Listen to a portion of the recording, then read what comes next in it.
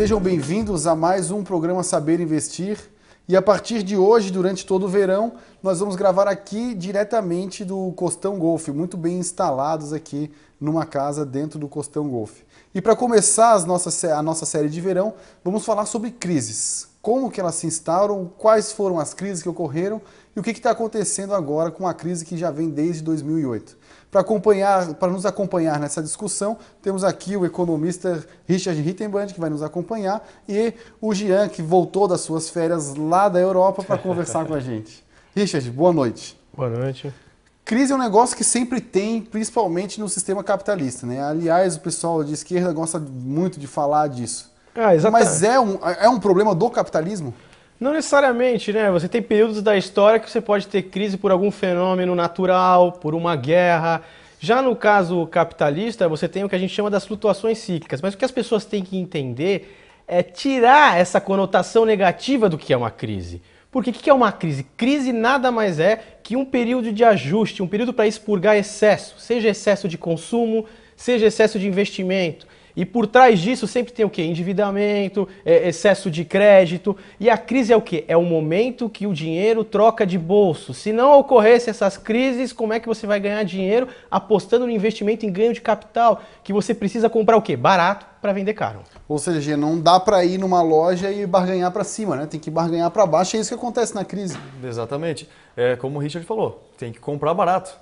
O problema é que aqui no Brasil as pessoas entram quando soltam os foguetes e se desesperam mais ainda na época que o pessoal já cansou de puxar os cabelos, né? Então eles não sabem aproveitar essa situação. Exatamente. Quando você vê que está todo mundo, tem um ditado que fala, né, que está todo mundo chorando, começa a vender lenço. Então a crise, ela também vai mostrar o quê? Ela vai mostrar aquela pessoa que é uma farsa, que é uma fraude, que é ineficiente. Vai sobreviver quem? Vai sobreviver quem é produtivo. Mercado, né? Exatamente, é para limpar. Se você olhar no mundo biológico em geral, as crises tudo serve para isso, na economia não é diferente. O que a gente tem que falar é que a consequência da crise normalmente é o quê? É uma queda da produção de riquezas, é uma queda na renda, é uma queda nos postos de emprego. Não é uma cessão completa, né? Você não quer dizer que não vai crescer nunca mais. Não, é um ajuste para depois retomar e normalizar. O problema é que excessos de intervenção em períodos de crise podem prolongar essa crise, porque ela é um fenômeno natural.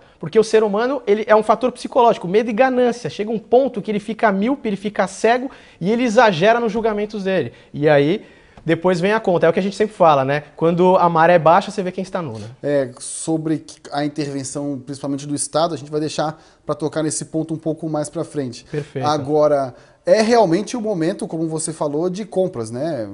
Se você pegar... Compras de coisas boas, né? Não é sair comprando qualquer porcaria também. Não, você tem que comprar coisas com fundamento. Você tem que comprar coisas que deveriam estar por determinado valor, mas estão muito abaixo. E a pessoa, se ela quer se tranquilizar, é só ela pegar períodos históricos, pode pegar desde o período romano, vai ver uma sequência de crise e vai ver que as coisas são sempre as mesmas, não muda, é sempre a mesma história. É o quê? É um excesso de consumo, um excesso de investimento que depois é expurgado. E quem aproveitou, realmente depois teve um ganho patrimonial magnífico.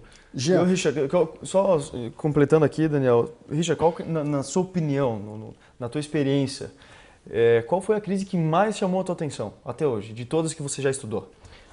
Essa última agora de 2008, eu confesso que me chamou a atenção porque o que está acontecendo agora com a crise da Europa, a ausência de uma grande liderança para solucionar a crise. E mais, a crise econômica, os instrumentos econômicos que a gente tem, eles conseguem resolver os problemas. O problema nosso atual, por incrível que pareça, é político. A classe política está obsoleta diante dos desafios econômicos que o mundo atravessa. Agora, fazendo um histórico, né? Crise da Rússia, crise dos tigres asiáticos, crise do México, crise brasileira, já tiveram várias. Ou seja, sempre tem crise e nem por isso as pessoas deixaram de investir, fazer investimentos produtivos, ou seja, o empresário deixou de contratar, comprar matéria-prima, né? Porque o mundo tem que continuar girando. É aquilo que o grande investidor Warren Buffett ele fala, né? As pessoas vão continuar comendo, vão continuar bebendo, vão continuar fazendo a barba. E melhor ainda, as pessoas vão continuar a se reproduzir, ou seja, mesmo A taxa de natalidade mundial é maior do que até aumenta, né? Porque você vai cortar algumas áreas de entretenimento e lazer e o que vai sobrar vai ser procriar. Exatamente. E principalmente quando a gente vê um esgotamento aí dos países ricos, a gente vê que falta muita gente para ser inserida no mercado consumidor ainda, né? Principalmente América Latina, Ásia e África, que provavelmente deveria ser o último, mas pode entrar futuramente também, né? Com certeza. Pessoas que não tinham acesso a comida, moradia, agora elas estão comendo, estão se vestindo, isso vai ter uma demanda e vai permanecer. Então, os ciclos capitalistas, essas flutuações são naturais e são grandes oportunidades. E a pessoa tem que agradecer de ter uma crise seguida da outra. Tem que se ela agradecer souber de viver no aproveitar. momento de crise, exatamente, de aproveitar. Porque em períodos de paz, aí quero ver ganhar dinheiro. Imagina um período onde os preços só crescem e as pessoas muitas vezes ficam com medo, entrar, vou esperar cair para poder fazer a compra, aproveitar o investimento. Isso não existe essa crise para ter essa correção, mesmo que exagerada, né? E é aí que a gente deve entrar. Porque o mercado ele vai exagerar tanto para cima quanto para baixo. Não é à toa que a gente tem visto alguns participantes do mercado aí torcer pelo cataclisma, né, para uma situação mais ruim, né, mais pessimista. Teve vários comentários no mercado e na televisão e tal, justamente torcendo pelas crises. Porque a pessoa que está bem instruída, ela consegue se aproveitar dos dois momentos, né? Aquelas pessoas que não têm tanto conhecimento do mercado financeiro só aproveitam do crescimento quando sobe, ainda às vezes aproveitam mal, né? Aproveitam só o final da subida, né? O final da bolha. É aquela velha história, né? Se em 5 minutos de jogo você não sabe quem é o pato da mesa, né? O pato é considerado o perdedor, é porque o pato é você. Então essas pessoas, elas são iludidas, né? Quando está no topo, e a mesma coisa. Quando é a hora de comprar, elas são encorajadas ao contrário, a tomar investimentos que não necessariamente vão ter um crescimento patrimonial para ela no futuro.